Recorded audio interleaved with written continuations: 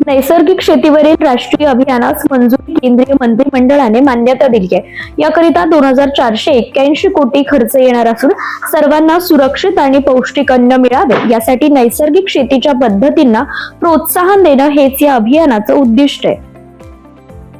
भारत जगभरातला सर्वात मोठा दूध उत्पादक असल्याचं प्रतिपादन मत्स्य व्यवसाय, पशुसंवर्धन आणि दुग्ध व्यवसाय केंद्रीय मंत्री राजीव रंजन सिंग यांनी काल दिल्लीतल्या कार्यक्रमात केलं। दिल्लीसह देशभरात काल राष्ट्रीय दुग्ध दिवस साजरा करण्यात आला। 2030 सालापर्यंत देशातलं पशुधन रोगमुक्त होण्यासाठी सरकार प्रयत्नशील असल्याचं रंजन म्हणाले।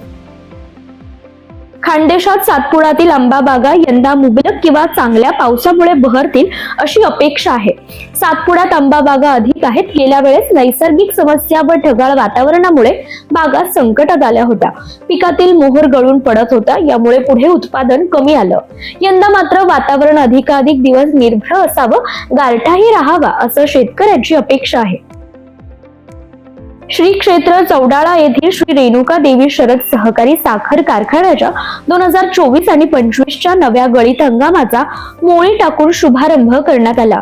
कृषी उत्पन्न बाजार समितीचे चेअरमन तथा कारखान्याचे संचालक राजू नाना भुमरे आणि व्हाईस चेअरमन नंदू पठाडे यांच्या शुभ हस्ते विधिवत पूजा झाली। सोयाबीन खरेदी करताना ओलाव्याची अट 12% 15% करण्यात आल्याची अधिसूचना केंद्र सरकारने काढली।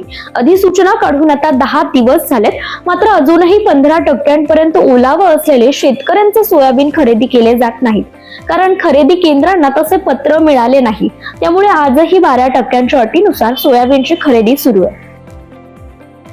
देशभरातील लसणाचे घटलेले उत्पादन आणि बाजारातून वाढलेल्या मागणीमुळे लसणाचे दर वाढत होते। वाढत्या दरवाढीवर नियंत्रण ठेवण्यासाठी अफगाणिस्तानातून लसणाची आयात होऊ लागली। परिणामी लसणाचे दर तुलनेने नियंत्रणात आले। पुणे बाजार समितीमध्ये मंगळवारी म्हणजेच काल अफगाणिस्तानातील सुमारे 30 आणि स्थानिक लसणाची सुमारे 100 टन आवक झाली आहे। यावेळी प्रति किलोला अनुक्रमे 320 ते 360 आणि 250 ते 350 रुपये दर होते, अशी माहिती प्रमुख अडतदार समीर रायकर आणि राजेंद्र कोरपे यांनी दिली आहे।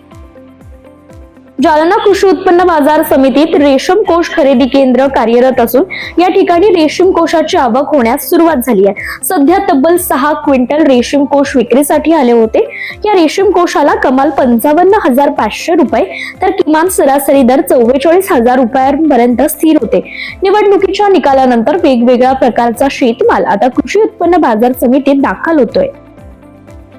भंडारा जिल्ह्यात धान्याची कापणी 95% अधिक झाली असून मळणीचे प्रमाणही 80% पोहोचले। जिल्हा पणन महासंघाकडून जिल्ह्यात 128 केंद्रांना धान खरेदीसाठी शेतकऱ्यांची ऑनलाईन नोंदणी करण्यासाठी परवानगी देण्यात आली असून त्यापैकी केवळ 76 केंद्रांवर प्रत्यक्ष धान खरेदीला सुरुवात झाली आहे। या माध्यमातून अद्याप 1 लाख क्विंटल धानाची खरेदी झाली आहे। इतर खरेदी केंद्र केव्हा सुरू होणार असा प्रश्न आता शेतकऱ्यांकडून विचारला जातोय।